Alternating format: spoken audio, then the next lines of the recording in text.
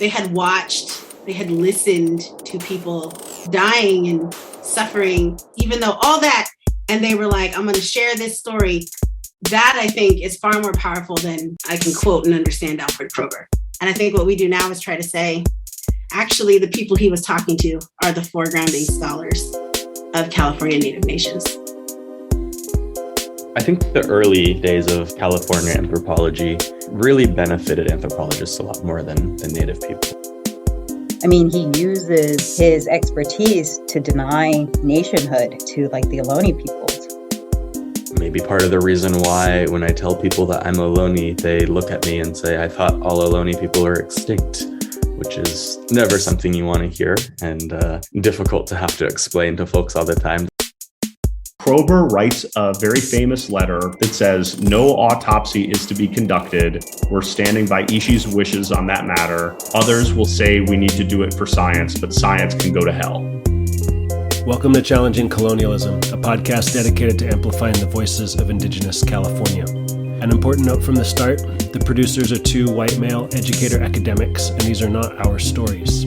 This podcast centers Native voices, and our intention is to highlight the significant work being done by Indigenous communities to challenge ongoing colonialism and to broadcast information about the resistance and resilience of Indigenous California in the past, present, and the future.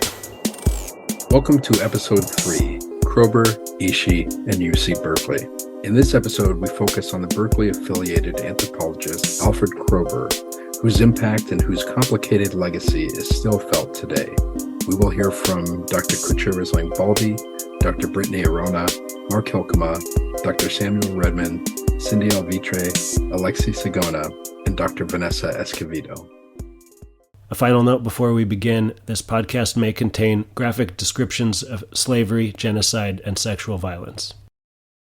Hey, young Kilit, Dr. Cutcha Risling-Baldy Ahoyet. I'm Dr. Cutcha Risling-Baldy. I am Hoopa, Yurok, and Karuk, and enrolled in the Hupa Valley tribe. And I'm also the department chair of Native American Studies at Cal Poly Humboldt. Kroeber and I are almost weirdly, like I know him like in a personal way. I always say to people when they invite me to do talks about Alfred Kroeber, I'll say, well, I'm going to come in and I'm like going to talk a lot of smack about anthropology and Kroeber, but I can do that because I've really tried to get to know him. Like I've read his notes and his books and his journals and things written about him by other people. And what I can say is he's always been a really well-known anthropologist figure. He kind of, for a long time, inhabited a weird, almost idealistic, like kind of rock star space in academia. There was a certain period of time where being an anthropologist was like really, it was like the Indiana Jones kind of figure. But I think that, you know, he comes into this space like very dedicated to the discipline of anthropology. I always say he really wanted anthropology to be a science when it grew up. It's a thing and he wants it to be a real thing. And to him, Western scientific methodologies and views of the world would make it like a real discipline. And he spends a lot of time in California trying to build a leading anthropology program. He wanted to be the father of anthropology in California. And he starts to work with tribes and he writes a very famous book, The Handbook of Indians of California. And people rely on his work for a lot of discussion about who are Californian Indian people and what are their tribes and how are they made up. As a result of his work, we've spent a lot of time trying to almost correct a historical record that was created without us as California Native people. My name is Brittani Orona. I am an enrolled member of the Hupa Valley tribe in Northwestern California, and I'm also an assistant professor of American Indian Studies at San Diego State University, where I teach on many different topics as it relates to the American Indian and California Indian experience. My expertise is mainly in environmental justice, water infrastructure, indigenous human rights, and environmental injustice in the United States and California broadly. The fields of archaeology and anthropology are very deeply tied into colonialism. Oftentimes, people discuss Thomas Jefferson as being the first archaeologist because of his excavation of a mound on his property, Monticello in Virginia. And, that whole discussion around looking at Native American grave sites as this kind of grotesque inquiry that he was interested in. If you think about that and how deeply tied that is to a lack of agency for the Native people whose lands were not just stolen, but also had this incredible violence of the removal of their grave sites, sacred spaces, funerary objects. And so I'm using some of the language from Native American Graves Protection and Repatriation Act. And so anthropology, too, is born then of that tie to colonialism as well. Going and looking at different cultures and ultimately othering other cultures in the study of people as they are being colonized by European powers and U.S. imperialism in this country. So that's to say the fields are deeply tied to those issues around archaeology, anthropology, and a lot of it is based, obviously, with Franz Boas, who is a professor at Columbia, trained many famous anthropologists, such as Margaret Mead, Alfred Kroeber, who is a huge figure here in California. But it's not like Native people are asked to be studied in this way. And it's a whole history with salvage anthropology, cultural anthropology, and then this archaeology that arises in this othering of Native people who, to these anthropologists and archaeologists, were disappearing.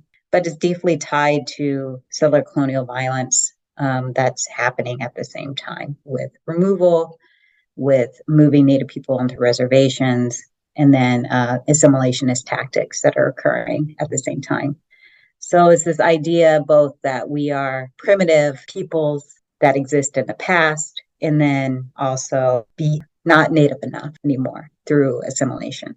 It's a weird dichotomy that anthropology and archaeology kind of built itself up in. My name's Mark Hylkema. I am the supervisor of the Cultural Resources Program in the Santa Cruz District for California State Parks. I was a Caltrans archaeologist for 11 years, working for the Highway Agency.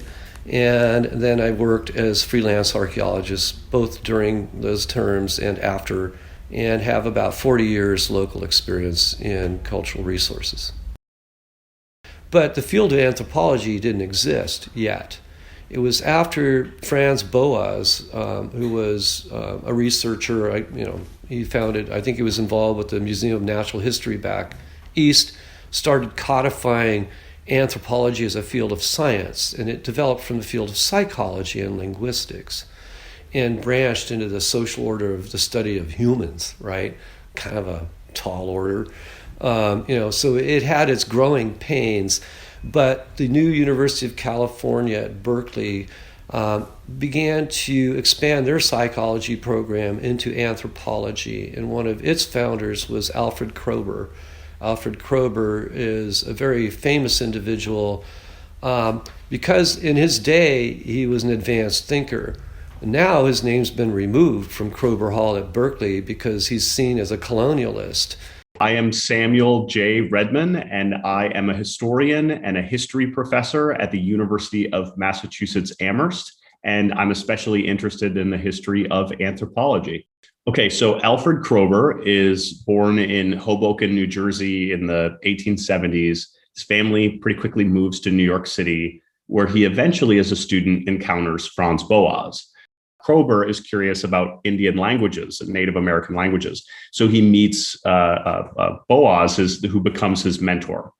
Boas really encourages Kroeber to study the native and indigenous materials at the American Museum of Natural History in New York, which is one of the largest natural history museums in the world and one of the major anthropology collections.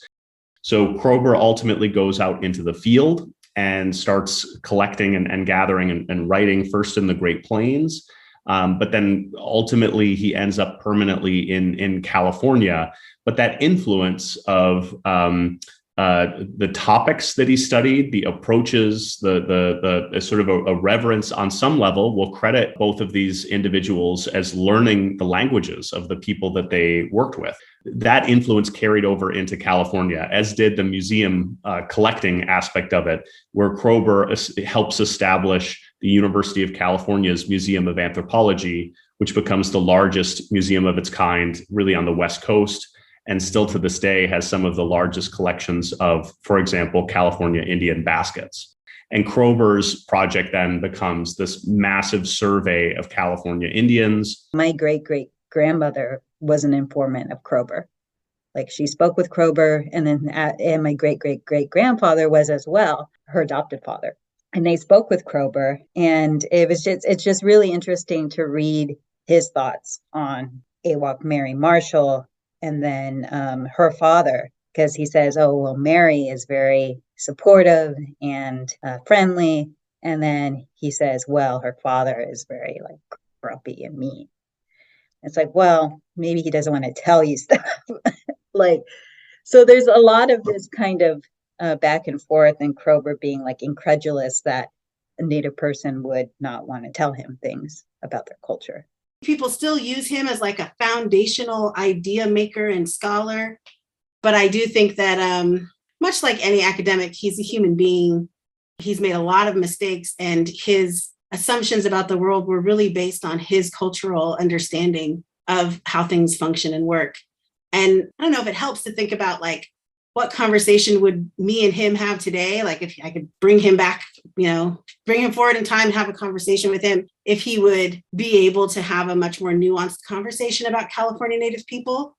But I will say that his beginnings come from a place of conversation about California Indian people as if they are dying and vanishing and disappearing into the past. And his job is to be the sort of white savior of knowledge about California Indians. And that changes over time. But a lot of people remember him as this figure that's supposed to be the foregrounding foundational scholar of understanding California Native nations. And I think what we do now is try to say, actually, the people he was talking to are the foregrounding scholars of California Native nations. So my name is Cindi Alvitre. I am affiliated with the Gabrielino Tongva community. My direct affiliation is with Tiat Society and Traditional Council Pimu, which represents the maritime communities of the Los Angeles and Orange County coastal areas. I know you've already talked a little bit about Kroeber, but any additional thoughts you have on Kroeber? Thoughts on Kroeber? Boo! Down with Kroeber. Oh, I don't know. I mean, there's so much to say about Kroeber. I think people really need to take the time, and if we have people who are listening to these podcasts or have access to a lot of what any of us who are interviewed on this have to say about it, take that time, make it part of your responsibility of righting these historical wrongs, to learn who these individuals were and to know the practices. What is that lineage? When you're talking about Indigenous California communities, what is that direct connection? The influence and the impacts that an anthropologist with the visibility and the presence, central presence, primary presence as the father of California anthropology had on present day California Indian communities. It's complex. It's flooded with hundreds and hundreds of stories. And all of them have impacted the people that today, as a result, people are trying to correct, not revisionist history, because you can't revise history, but inserting the facts that will complete this story of colonization within anthropology by individuals, in particular, Alfred Kroeber. And for Kroeber not to participate in what he knew was going on, people, that's one of the reasons why they're not very forgiving of him. A lot of California Native peoples.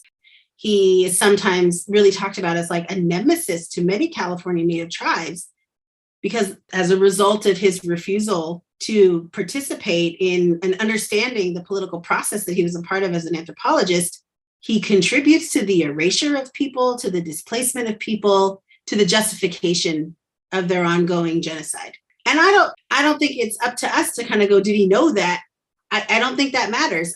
But even through that whole process, what happened was, and we look at all the publications that we have, the Handbook of California Indians, the Handbook of the American Indians, all these, the Bureau of Ethnology. What has been published is their perception of who the people are. It's very damaging in two ways. Number one, when the public, anybody who does research on what American Indians are, California Indians, who were the Tongva, they go in and they say, oh, yes, according to Alfred Kroeber, they cut their hair like this and they had their bangs like this and they practiced like this and they ate like this. And it's a template. And this is a perception because we know in our country that the 1% of the 1% of our society knows anything about Native American. California Indians, even worse. And if this is the information that continues to circulate in 2022, we have not moved. In fact, I think we're devolving. Oh, I think his influence is massive. And it's definitely the case that the question that you just asked is an incredibly hot button question. Historians of anthropology debate that question.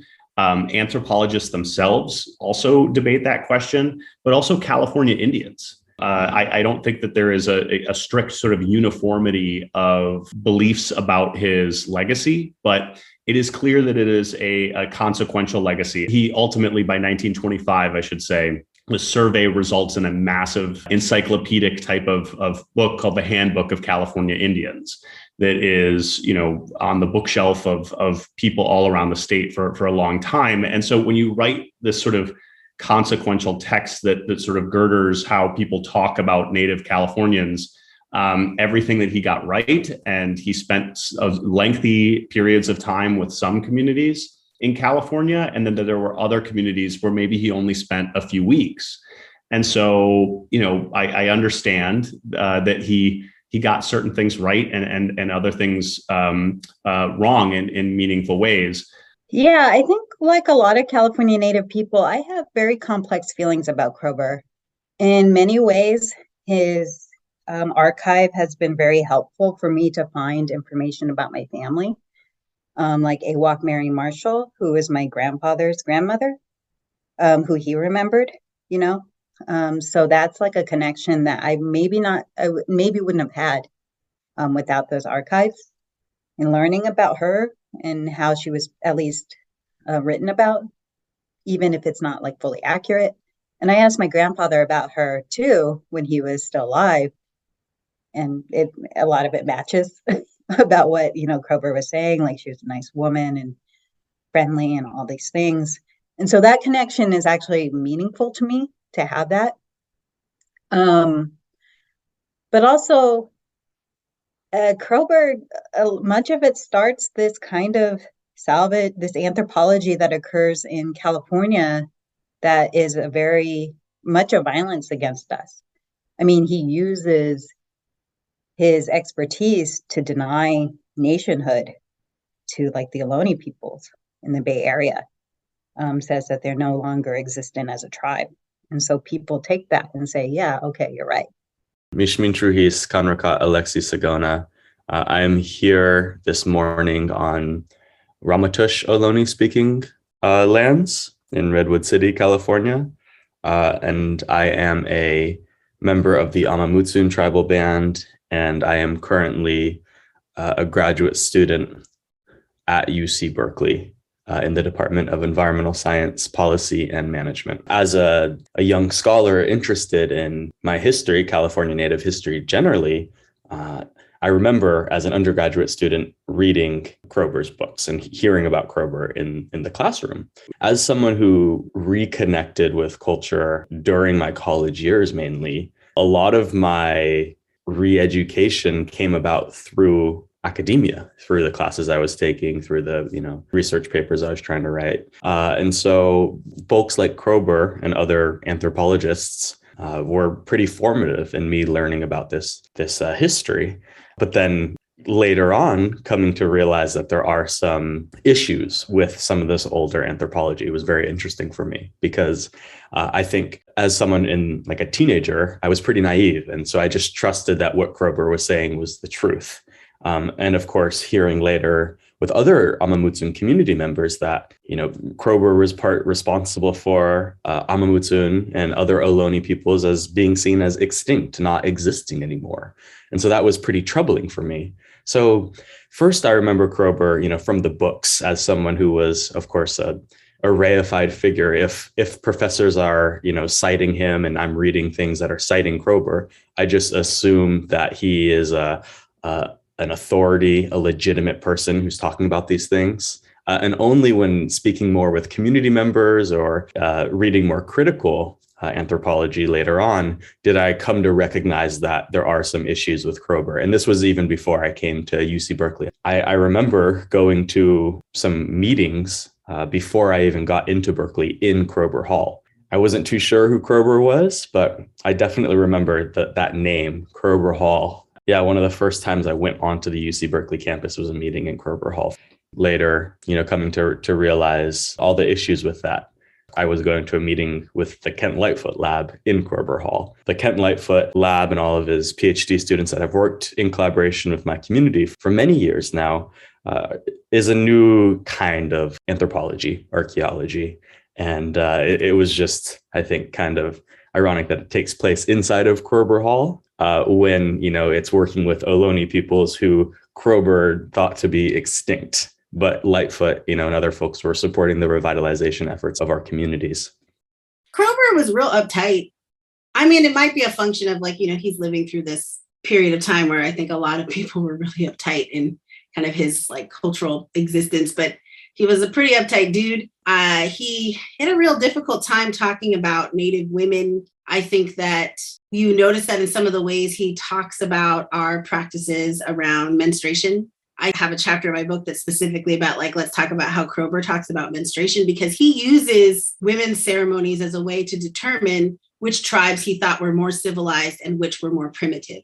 And he makes this decision that tribes that have very public women's ceremonies where they celebrate a woman's first menstruation and they venerate a woman's place in society are more primitive than those that do not have a ceremony or it's not as public. So he's like, once they figure out how to become more civilized, they start to get rid of their women's ceremony.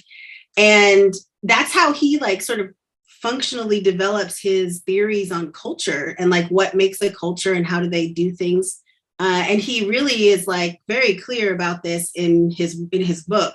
But then you read some of the ways that he talks about our practices around menstruation, for instance, and he can't say menstruation or menarche. He calls it women's periodic illness or women's physiological functions. You can tell that he's struggling with this thing that Native peoples were open and wanted to talk about, wanted to share, and yet he struggles with it. And then he uses it to create this very, in my mind, if we're talking about what's primitive, that's a very primitive understanding of Indigenous cultures. I sometimes feel in the things that I've read that are actual interviews with people with Kroeber and his assistants, I do feel sometimes they're a little bit you don't get it, but I don't actually need you to get it.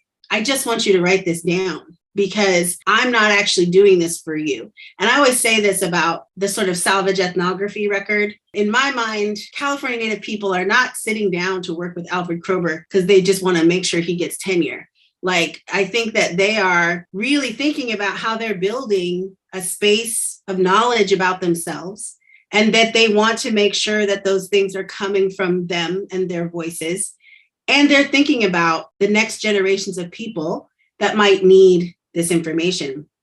And I see that in the records a lot.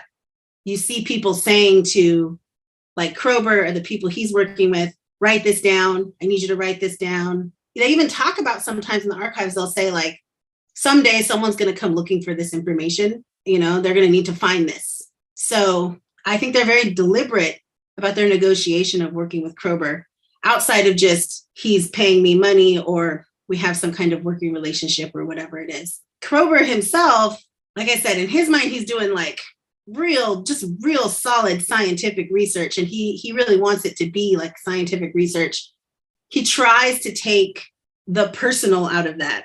And what people make comments a lot about is he's talking to California Indians just post-genocide. And genocide is ongoing, and genocidal practices of settler colonialism transform so that they can remain. Kroeber comes in post the sort of like genocide of the gold rush. And he's all, I realize you guys just went through genocide, but I don't want to talk about that. I want to talk about just before that. I want to know about stuff before that. But he's sitting with a people who have been through that. And then he's like, but don't tell me that. I don't even want to know how that affects what you're telling me now. And so there's people who he makes comments. There's a few kind of side comments that are made in some of their writings where they're like, Kroeber comments that sometimes it was difficult to interview people because of how much they cried, how many tears were shed during that. Hestam Natoyet Vanessa Esquivido, ni Noromak Hefork Choki Ambus. Hi, my name is Vanessa Esquivido. I'm an enrolled member of the Noromak Wintu Nation. I'm also Hoopa and Xicana. I'm tired of Kroeber. Ain't nobody got time for Kroeber no more. I'm tired of Kroeber. Ain't no one give a damn about Kroeber no more. I'm tired of him. Like, the thing is, though, like I said before, Indian people are like, oh, he's a double-edged sword. And I get that. I'm so thankful for some of the work his grad student did, that he reaped the benefits of her, because she was a queer woman, Cora Du Bois. She has a whole, autobiography about her. But anyways, she went and studied the Wintu. You know how all California Indian people have an ethnographer? Like we all have one. Ours is Cora Du Bois. But anywho, like I love the fact that, of course, I could look back at her, ethnography and find information that maybe we wouldn't have. But also at the same time, like, people knew if you were treating other people bad. We knew. Kroeber knew. The other thing I'll say is Kroeber changes. And so this is, I think, one of the most fascinating aspects of any story about a human being person that's navigating working with actual living people. I think no matter what, science is supposed to change you. I think if you're a scientist and you do a bunch of experiments with the same set of trees your whole life, you should know those trees.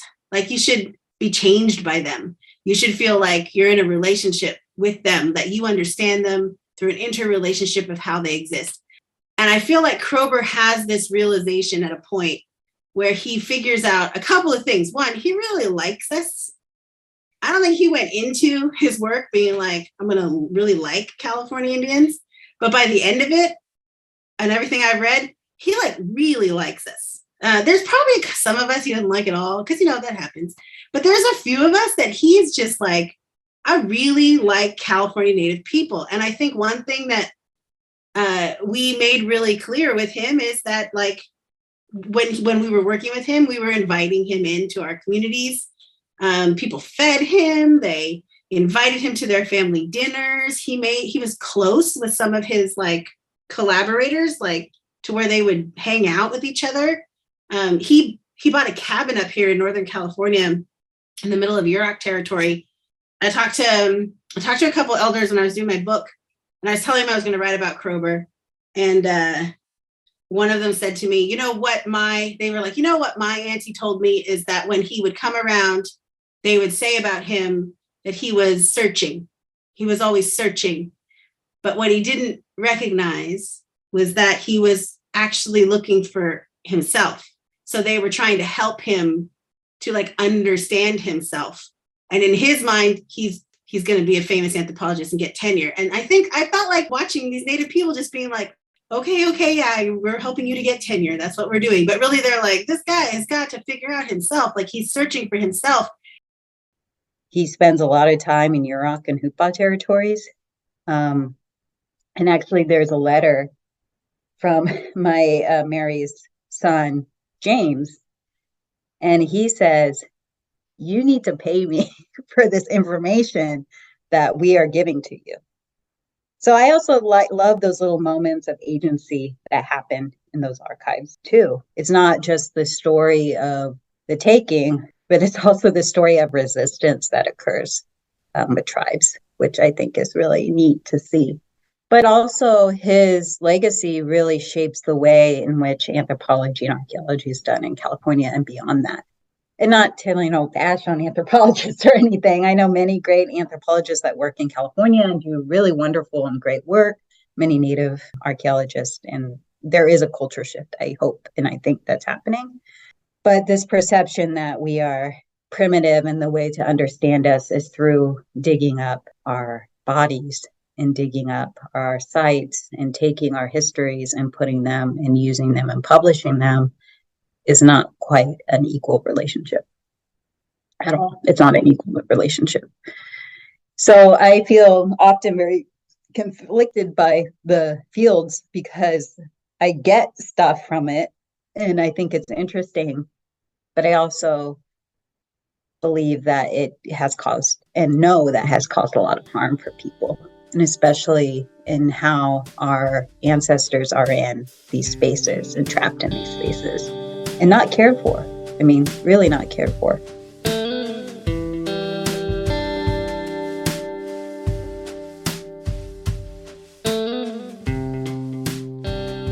Even though there have been many books and lots of recent amazing articles written by California Indians and other scholars, Ishi is a challenging topic to discuss. He was a Yahi Yana Indian who was purported to be the last wild Indian. And this was a claim that was repeated in many newspapers, but also something that anthropologists were curious about because they believed him to be the last living speaker of a language and that he had cultural knowledge, unique cultural knowledge that had essentially been cut off for over the course of the last 20 years in California.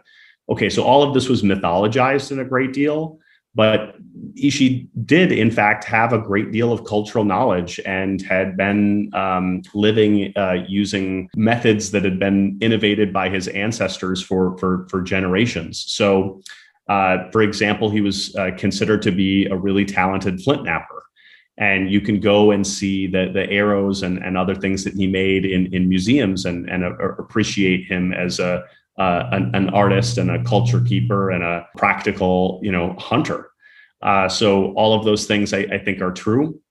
And now another chapter in his life begins after he meets Alfred Kroeber and other anthropologists, sort of the authorities. And by that, I mean the local sheriff, but also federal government authorities sort of don't know what to do with Ishi. They don't know sort of who to quote unquote repatriate him to.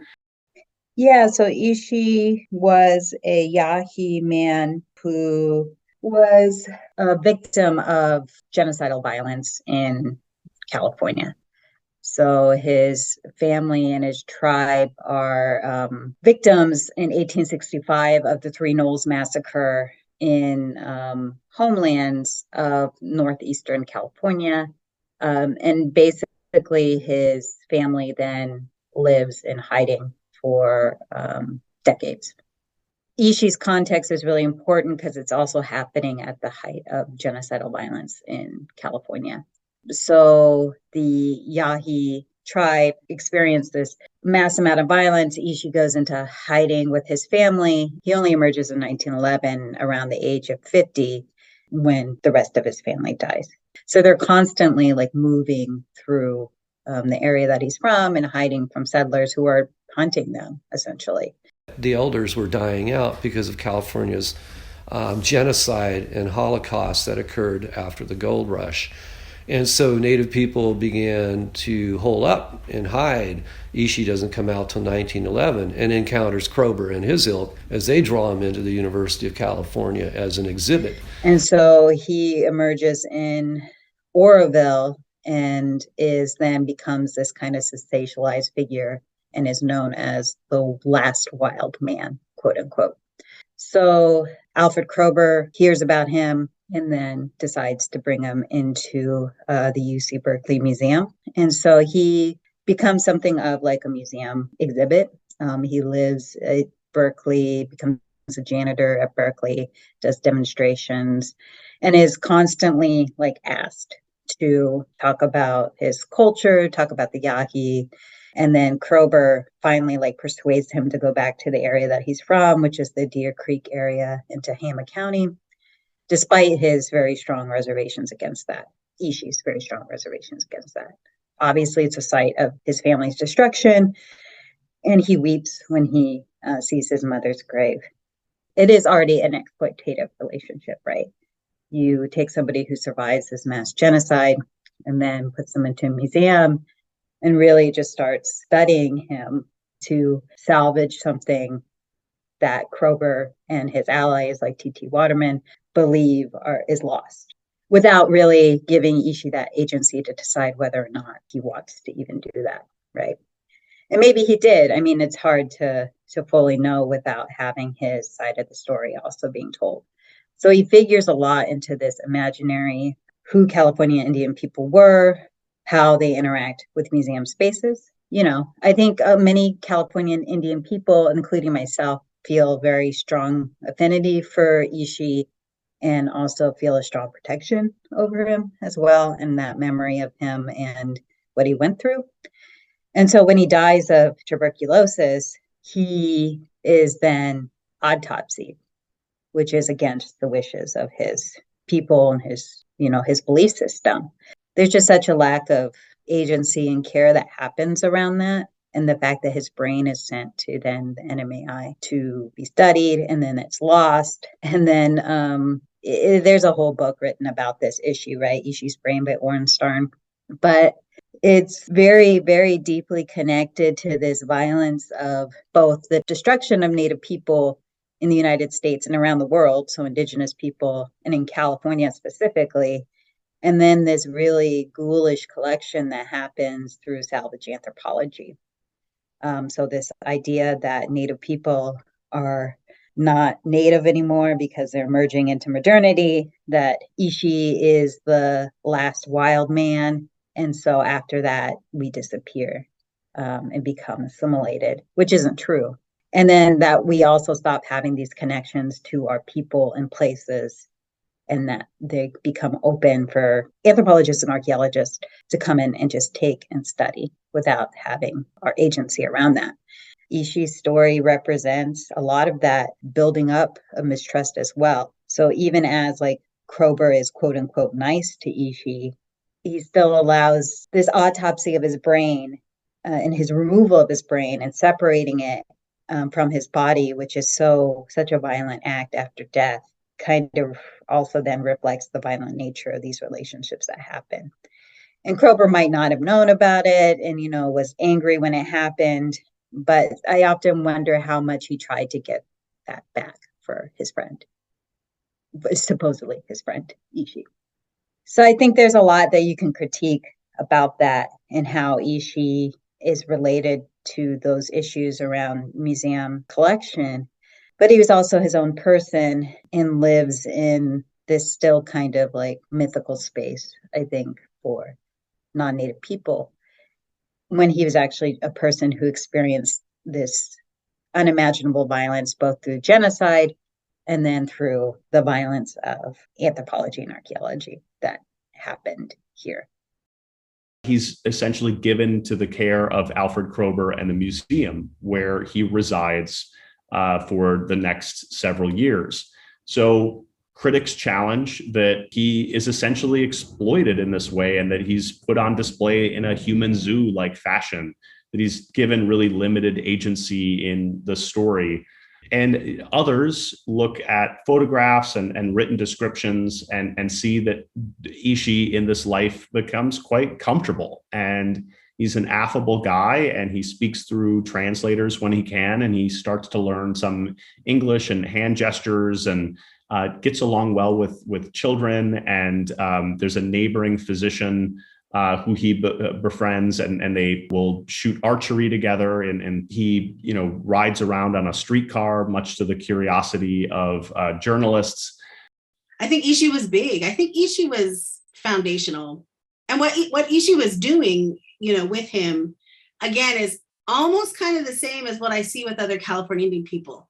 One, I think he recognized Kroeber as a resource.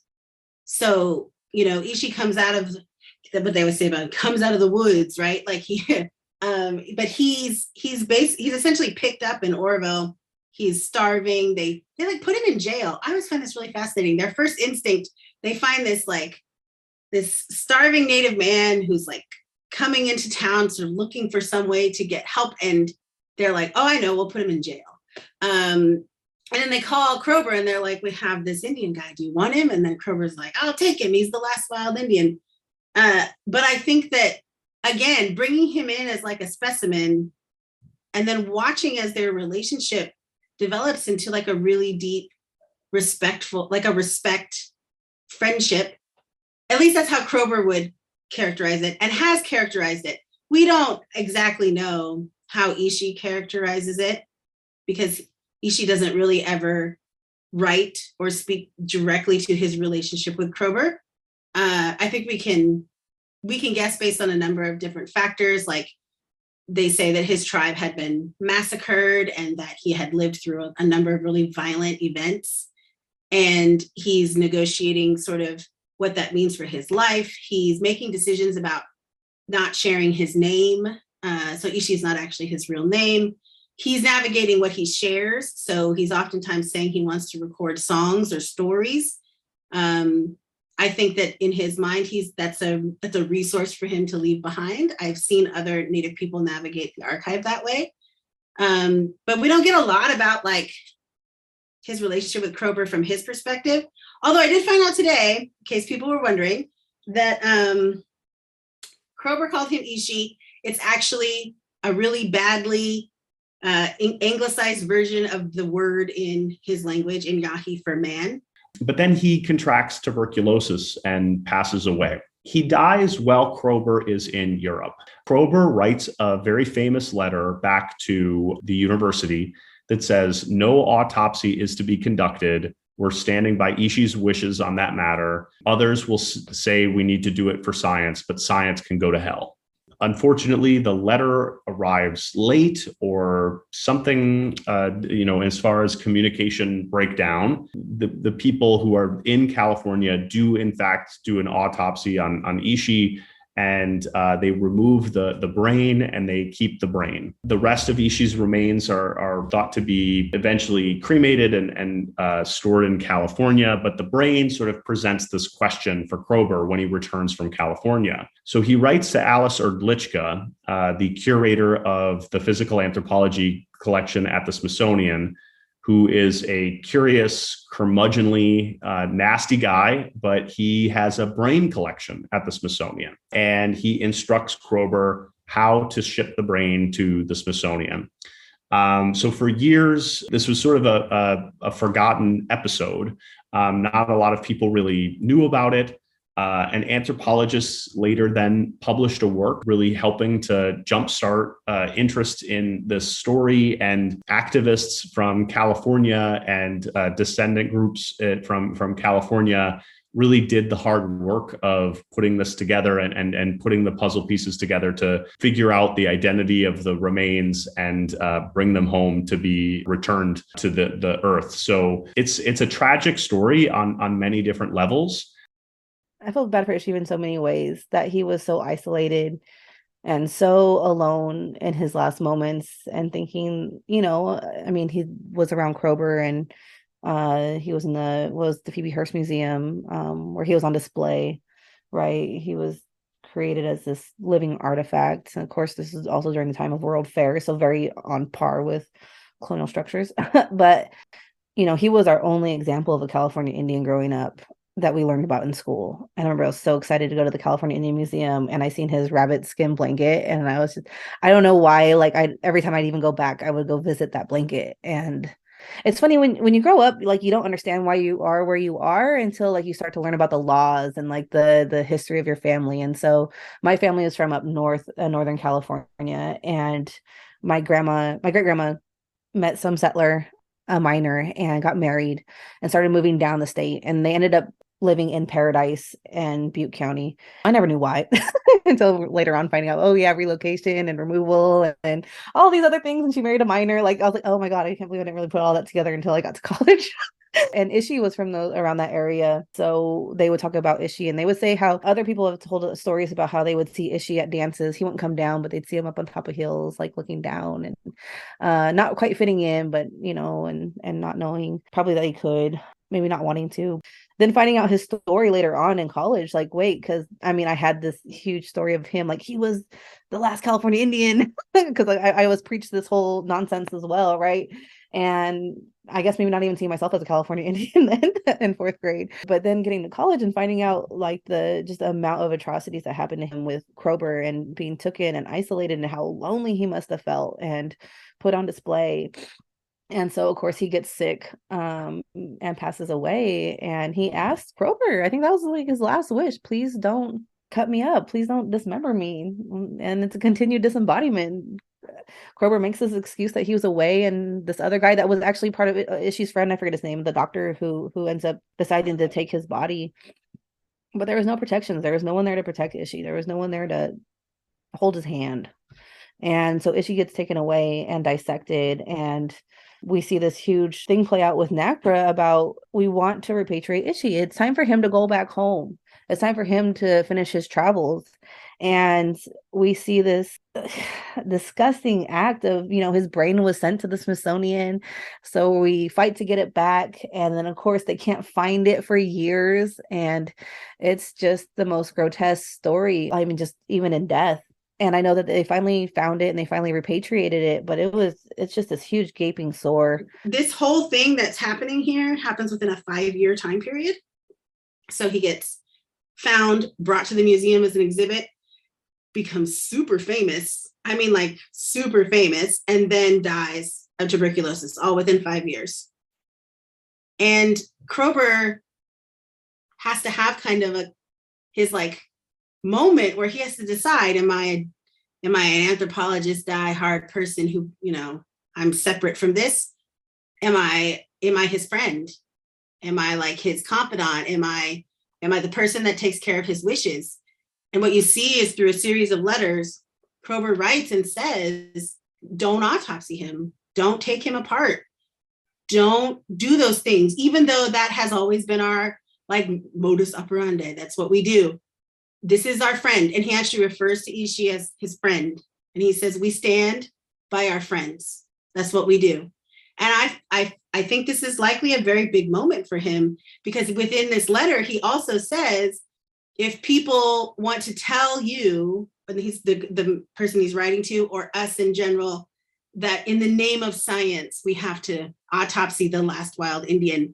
He says in there, he's like, say for me that science can go to hell. And it's such an important moment because, again, Alfred Kroeber, 1901, Franz Boas's little buddy I don't think would ever have said that about the Inuit people that were living and dying in the museum under Franz Boas. And you fast forward to 1916? So it's 15 years later, and Kroeber's like, we stand by our friends. And I feel like that was a big moment also, because then he watches as this system that he's a part of does it anyway. Even though I think he felt like, I'm a big enough person, I can stop these things. They do it anyway. And they're like, oops, we didn't get your letter in time. We already autopsied him. Here's his brain. But it's done. And I don't know what that feels like when I don't know what would happen if somebody who I worked with, lived with, talked with, who told me about things they had dreamed about, who I ate food with, if somebody just put their brain on my desk one day and they were like, here's their brain. What does that do to a human being's space? How does Kroeber react to, remember my friend? Here he is in this jar, his brain's in this jar. I don't know. I don't know, but it's interesting because he doesn't actually then send it back and say, bury it with him. And he instead gives it to the museum. They put it in the basement. And then they don't talk about it for years and years. So I think that's a really foundational moment for him. I think after that, he's more fully contemplating what it means that these are people, human beings. And when he does his continued work, I think he's recognizing that he's developing really deep personal friendships with many of the people that he's working with, people who come to rely on him for money and jobs, ability to navigate different systems. They rely on him to do that. And he's starting to see I can't just extract from them and not help them out.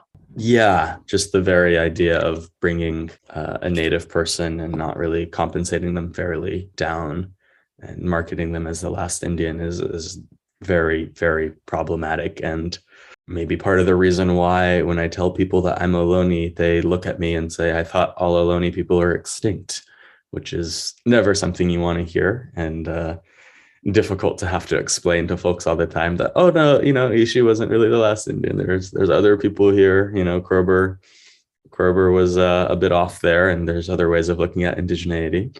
And I think what happens with Kroeber that's particularly interesting is he's at UC Berkeley, which to this day has one of the largest collections of indigenous human remains in the country, in the entire country. They're like the second largest collection. And part of that is because they're so famous for all their California Indian stuff that random people would be sending them boxes of remains that they had dug up or had found and there was a period of time where people would like spend their Sundays going out digging up indigenous artifacts and remains and things from various places. And then they'd send them to Kroeber, but they wouldn't tell him where they got them from or like what the site was or even the day or anything. They'd just be like, look, we found you some bones. Because the everyday person doesn't understand sort of like maybe how that works, right? So they keep building this collection while Kroeber's there. Then they build it through their scholarly activities of we're going to excavate. Then you're talking about they're building massive buildings and they're like taking apart whole areas, and they would have to dig up those sites so that they could build a giant building. They take all those, put them in a box, send them to Alfred Kroeber. So they build this giant collection. In the case of Ishi, and people, this will be a conversation continue for generations to come, but was he objectified? Was he simply another display? Was anthropology and Kroeber was this, science or sentimentism on his part? Was he his friend, or was he clearly, to me, I'm sure his ability to continue to rise up the ladder within anthropology and as being an esteemed scientist was premier and priority over Ishi. No research or academic discipline institution should give itself the excuse that it's doing something else and it didn't know it was participating in an ongoing genocidal process. It should understand that all those things are always on the table. And when that happens, like what's your responsibility now? It's why I think Berkeley, especially, I think for California natives, like we harp on Berkeley a lot. And I think it's because, again, a lot of their wealth, a lot of their fame, a lot of like what becomes the foundation of who they are as an institution was only because of the contributions that knowledges from California natives could make. And so I think they do have a lot of responsibility there for them, what it means to uplift the peoples that they displaced. Structural violence. You think about California, pre-California, there was native tribes everywhere. And of course, colonization happens and we see this removal of Indian people. And then we see this land, quote unquote, become available, right? It's like public land. And so they create land grant universities and where they're able to transfer this land to the production of knowledge. And the first university for the UC system is UC Berkeley. This is supposed to be a huge thing for the, California as a state.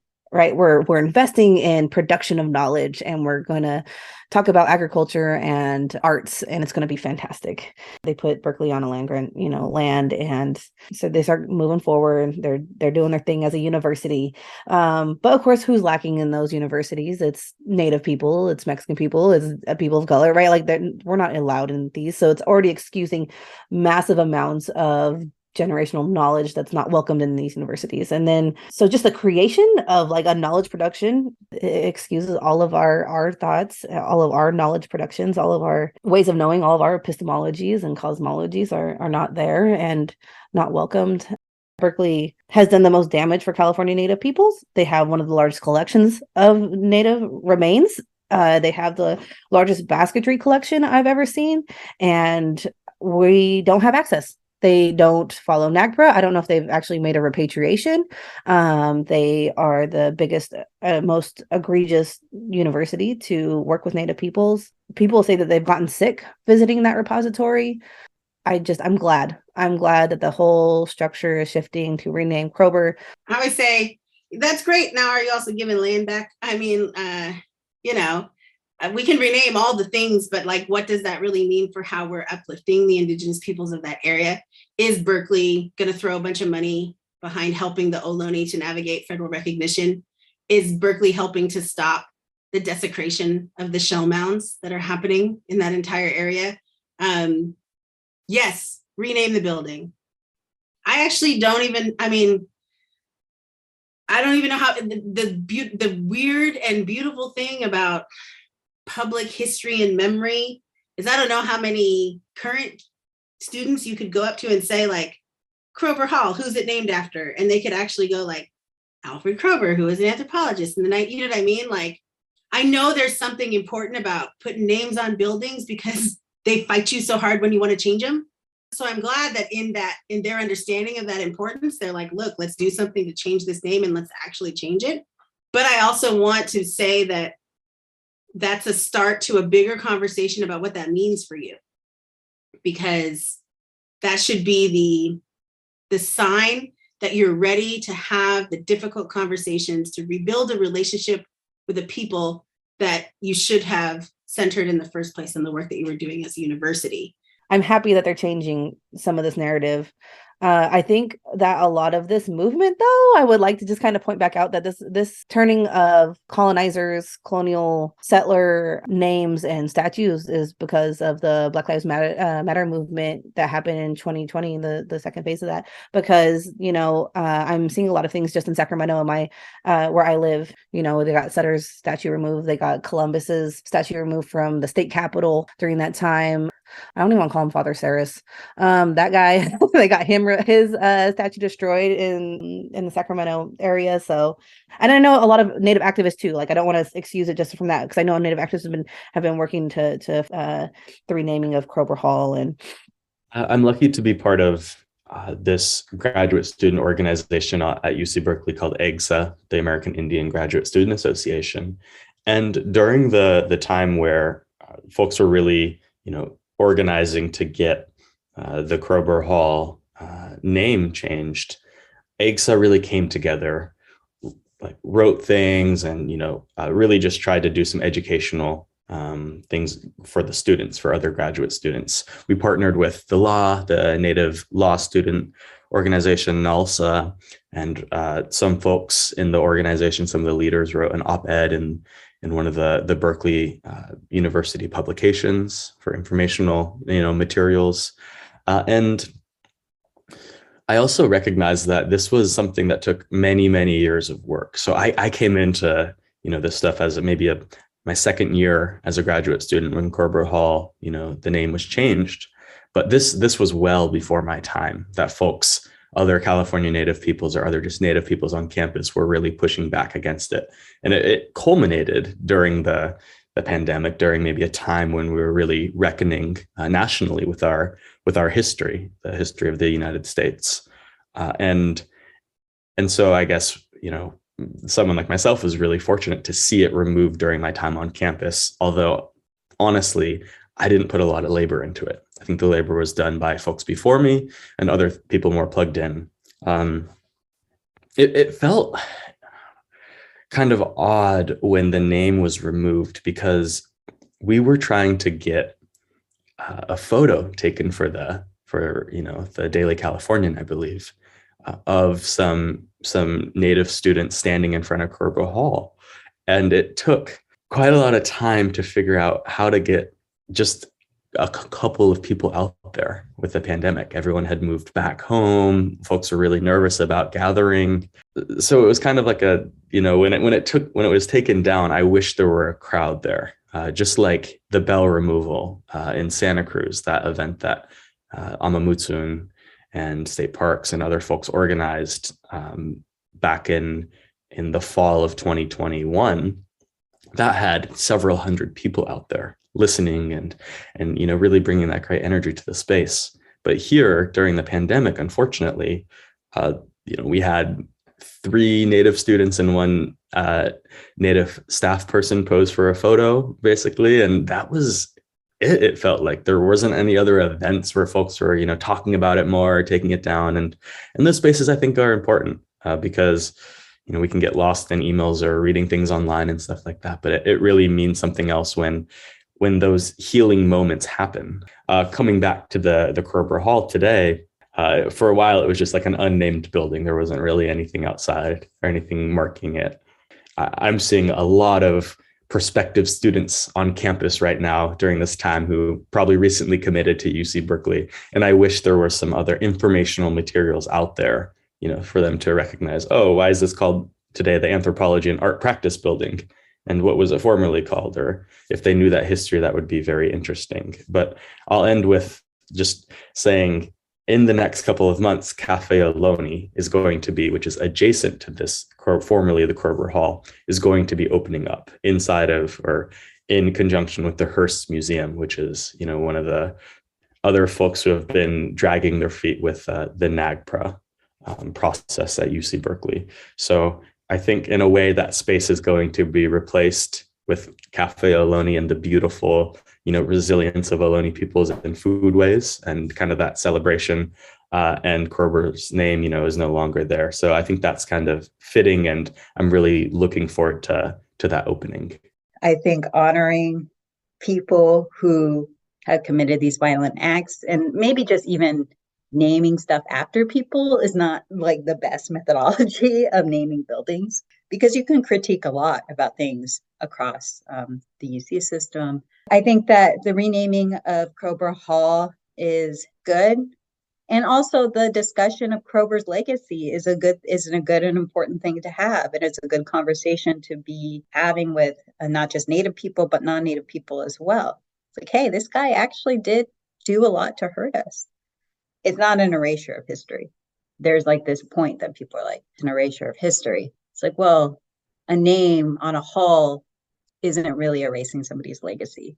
And we went through this at UC Davis with John Muir and the John Muir Institute of the Environment. And this really tight hold that these white men had in institutions. But hey, I think it's much more interesting to talk about somebody's complex being in a space and how they impacted these spaces rather than just pretend that it didn't happen at all. Yeah, there's Ishi Court that's still at UC Berkeley. I've heard folks, trying to bring up conversations about that, trying to see what if anything needs to be done there, if anything should be done, what would be appropriate with that. But so far, I'm not sure if that has been changed or anything, or if there's going to be any change with Ishi Court. I don't know. I think I could use Kroeber as a good example too. Berkeley as an institution, change the name of Kroeber Hall. He at the very end was like, I don't want to teach this class. I don't want to do this thing until it's right. And right now, Berkeley's not right with California Native communities. So yeah, change it. You can start having different conversations about Kroeber's role in your history or whatever it is after you've made it right. And it's not right yet. So how are you going to do that part? And then we can have different conversations about Alfred Kroeber. Kroeber, makes some reference to the challenges that Native people are facing in this way. But he, as historians like Benjamin Madley and others have pointed out, he doesn't fully comprehend the degree to which there's been both sporadic but also systemic, in many places, genocidal acts committed against Native people, and how cultures would respond to that and deal with those traumas and those realities, the violence, but then also the cultural erasure and social erasure, the legal systems that are already being set up. I don't want to cast Kroeber as being sort of naive and misleading of all this, but he is, again, like so many, they're deeply influenced by this salvage model. He's living through a time with them where post-Gold Rush genocide, there's still this onslaught, dispossession, removal, pushing people in places, the Land Claims Commission, and he's having to reconcile that his specimens, these walking, talking, living, feeling, breathing human beings, are still being attacked. He's starting to kind of recognize his space in this settler colonial structure. I think it does a number on him, but by the end of his life, he does make the decision that he has to politically participate in California Indian issues. And this is a very different thing than I think if we were talking about Kroeber in 1901, 1915, right? Then what happens at the end after he's been through so much with California Native people, where he's like, actually, as an anthropologist, I have to politically participate in what is going on here. And I don't even know if the discipline of anthropology has really dealt with that part of it yet. At the end of his life, he stopped teaching the California Indian class. I read this in a statement that his wife made after he died, that he stopped teaching his California Indian class. He stopped teaching his book, The Handbook of the Tribes of California Indians. He actually did come out and say that the book was not anything anymore because it was outdated and he needed to revise it. But the publishers and people at the time wouldn't let him because in their mind, it was more like a Bible than it was like a scholarly textbook that you would constantly update, right, with new information.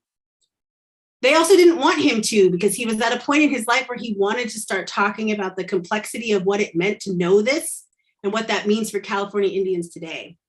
And he had gotten really involved enough with the California Land Claims Commission, where California Indians are being like almost forced, they're being pushed into settling claims like land claims with the state of California. And it's not a system set up to actually compensate California Native peoples for the total loss of land and resources, right? So they have all these experts testifying, and Kroeber testifies on behalf of the California Natives. And what he says at this testimony is along the lines of like, I was wrong. Like the maps I drew, the conclusions I came to do not portray the complexity of understanding California Indians and land and the peoples of this place. And so you have to redefine it and you have to understand it in a new way. And he's really pushing for more compensation, more like pushing for California Indians to get more in this claims commission. And his own students and colleagues testify against California Indians using his book and work to do that testimony. And because the court, again, there's nothing that pushes them to side with California Indians and Kroeber, right? They're like, the scholarship, the scholarly work, your own work says this. We're siding on that side. California Indians get basically nothing. And this, according to Kroeber's wife, was devastating to him. I understand that there's no such thing when you're writing or being a historian as neutrality or being objective. Like we all come to this with our own subjective biases and the lens that we'll understand these things as. But I tried to, some people had said that salvage anthropology was a really bad force and force for bad outcomes. And others sort of seemed almost like apologists for it, that well, sometimes you hear the argument, well, what if these things didn't go into museums? Would they be lost? And so I kind of wanted to weigh some of those things against one another and come up with my own interpretation and assessment. And I was struck by the earnestness and the sincerity that so many people are expressing when taking on these projects.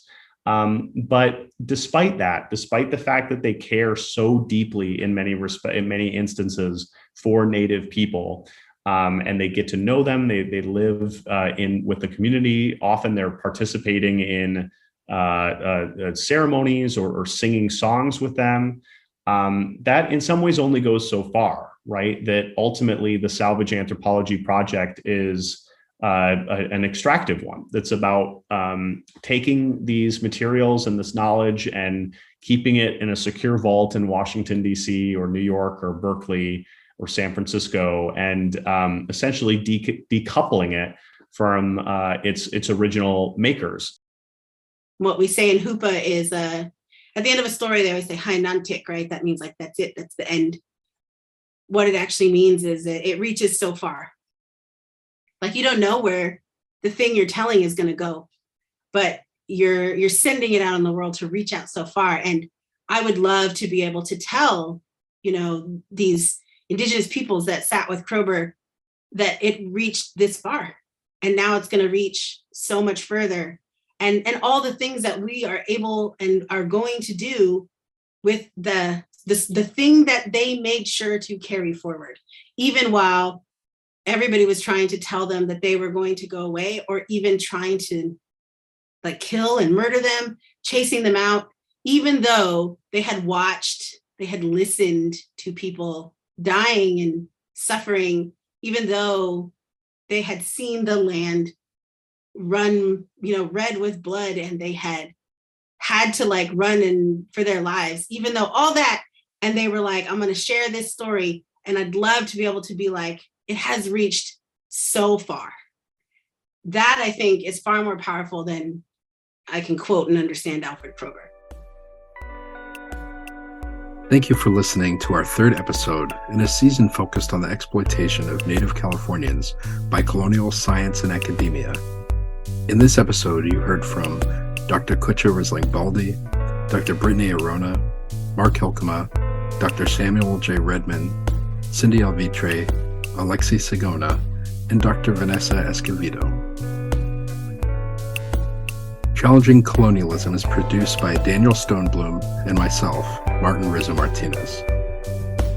All interviews conducted by me, all audio engineering and editing by Daniel. All music by G. Gonzalez.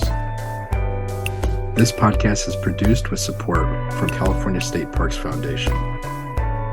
Follow us on Twitter, subscribe, rate and review, and please share and promote this podcast on any of the platforms on which you may have found us. For more information and resources, please follow the links in the notes. And thank you for listening.